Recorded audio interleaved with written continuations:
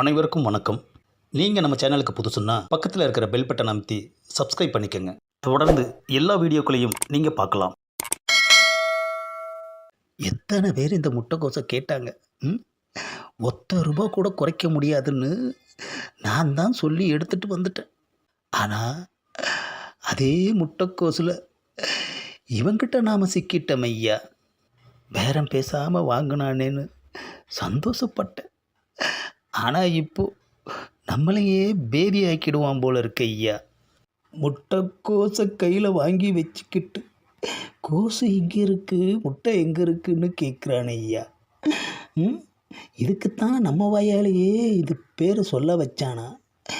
இது புரியாமல் அழுத்தி வேற சொல்லிட்டேனே ஐயா.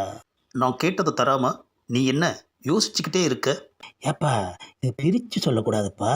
முட்டைக்கோசுன்னு சேர்த்து சொல்லணும். ஏன்னா ரெண்டுமே ஒன்று தான். சேர்த்து சொன்னாலும் முட்டை வரும், போதுமா? முட்டைன்னு நமக்கு இன்னைக்கு மொட்டை போடாமல் விட மாட்டான் போல இருக்கு ஐயா. ரெண்டுமே ஒன்று தான்பா. நான் என்ன வாழைப்பழ கதையாக சொல்லிக்கிட்டு இருக்கேன்? சொன்னதையே திரும்ப சொல்லிக்கிட்டு இருக்க. எனக்கு நீ சொன்ன முட்டை கோஸ் ரெண்டுமே இப்போ வேணும். வெஜ்ஜில் எப்படிப்பா நான்வெஜ் வரும்? வராதுயா. அப்புறம் ஏன் காய்கறின்னு சொல்கிறீங்க? ஆஹா, எப்படி சொன்னாலும் கேட்டு போடுறானே ஐயா. சமாளிப்போம். ஏப்பா வேண்டாண்ணா, திருப்பி கொடுத்துரு. நீ கொடுத்த ₹40 நான் இப்போவே கொடுத்துட்றேன். திருப்பி கொடுக்கறதுக்கா மாடி இறங்கி அங்கேருந்து 10 ஸ்டெப்பு நடந்து உன் வண்டி நிற்கிற இடத்துக்கு வந்து பேரம் பேசாமல் வாங்கியிருக்கேன். ஏப்பா இந்தப்பா ஒரு முட்டைக்கான காசு. போப்பா, போய் கடையில் முட்டை வாங்கிக்கோ. என்ன ஒரு முட்டைக்கு காசு கொடுத்து என்னை ஏமாற்ற பார்க்குறியா? ஆஹா, பட்டப்பகல்லையே இவன் நம்மளை ஏமாற்றிட்டு நாம் ஏமாத்துறோன்னு சொல்கிறானே ஐயா. இந்த பிரச்சனைக்கு என்ன முடிவுன்னே தெரியலையே ஐயா. ஏய்யா, நான் இப்போ என்னையா பண்ணணும்? கோஸ் எவ்வளவு போட்ட? 1 கிலோ. அப்போனா ½ கிலோ முட்டை வரணும். என்னது, ½ கிலோ முட்டையா? முட்டையை எடை ஓட்டு கேட்ட ஆள் இவன் தான் ஐயா. ஏப்பா, இல்லாத முட்டையை கேட்டால் நான் எங்கப்பா போவேன்? அப்புறம் எதுக்கு முட்டை கோசுன்னு சொன்னேன்?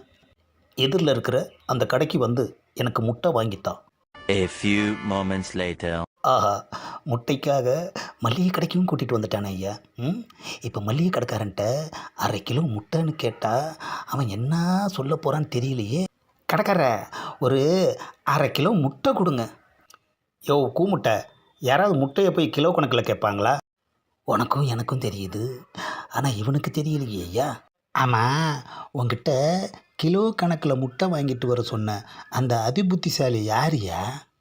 இது நிற்கிறாரே, இவர் தான் ஐயா. எனது சொன்னதும் திரும்பிக்கிட்டான். ஓ, இந்த பார்ட்டியா? என்னையா, அவர் உன் கஸ்டமரா? அவன் கஸ்டமர் இல்லை, கஷ்டத்தை கொடுக்குறவன்.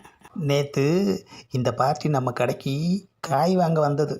எல்லாம் போட்டு முடித்ததுக்கப்புறம் காய் எங்கே இருக்குது, கறி எங்கே இருக்குன்னு கேட்டு என்னை சாவ அடிச்சிட்டான் ஐயா. ஆஹா, ஏற்கனவே மல்லிகை கடையில் ஒரு ரவுண்டு ஓடி இருக்கா?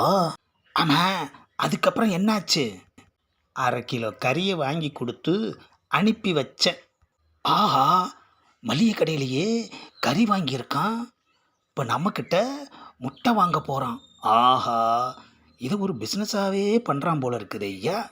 செய்கிறதையும் செஞ்சுட்டு திரும்பி வேற நிற்கிறானே ஐயா. சரிங்க கடைக்காரர, எனக்கு ஒரு ½ கிலோ முட்டை கொடுங்க. 1 கிலோ முட்டை ₹200. என்னது, ₹200? கிலோவை வாங்கினா அந்த விலை தான். ஆஹா, ₹40 கோஸுக்கு ₹100 முட்டையா? சரி போடியா. என்னது, ½ கிலோவுக்கு 6 முட்டை தான் வருது. யோ, எடை சரியாக இருக்கான்னு பார்த்துக்க. ½ கிலோவுக்கு 30 கிராம் குறையுது. ஒரு சின்ன முட்டையாக போடுங்க, கரெக்டாக வரும். என்ன அது, சின்ன முட்டையா? ஏப்பா, 30 கிராம்லலாம் முட்டை கிடையாது. அப்போது அந்த 30 கிராமுக்கு காசு கொடுத்துரு. ஆஹா, இன்னையோட காய்கறி பிஸ்னஸுக்கு முழுக்கு போட வேண்டியது தான். இந்தாப்பா முட்டையும் 30 கிராமுக்கு காசும். ரொம்ப நியாயமாக நடந்துக்கிட்ட, தேங்க்ஸ். ஆஹா, வெறும் ₹40 முட்டை தனியாக கோசு தனியாக வாங்கிட்டு கையில் வேற காசு வாங்கிட்டான் ஐயா. சரி கொஞ்சோண்டு கருவேப்பிலை கொடு. மறுபடியும் ஓசி கேட்குறான் ஐயா. இந்தப்பா நீ கேட்ட கறிவேப்பிலை. என்னது கறிவேப்பிலையை ஒரு மாதிரியாக பார்க்குறான். ஆமாம், வேப்பிலை எங்கே இருக்குது, கறி எங்கே இருக்குது? இந்த பதிவை லைக் பண்ணுங்கள், ஷேர் பண்ணுங்கள், மறக்காமல் சப்ஸ்கிரைப் பண்ணுங்கள்.